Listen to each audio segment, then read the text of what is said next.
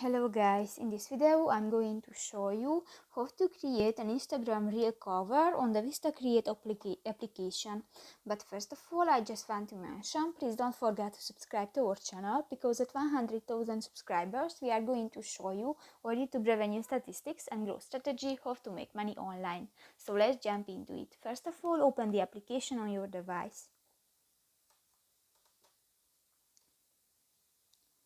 Tap to the plus icon at the bottom of the screen, and in the social media post section you can find the second option, the Instagram reel cover, and just select a template and click to the use this template button.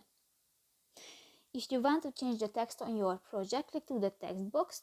You can delete this text and write and another text, and in the font section you can select another font type, and in the style section you can, for example, you can set the size of your text.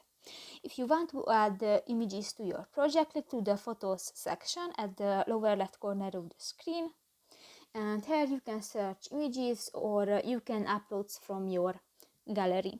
In the object section you can find different objects. For example, click to the ice cream, you can move and you can edit the size.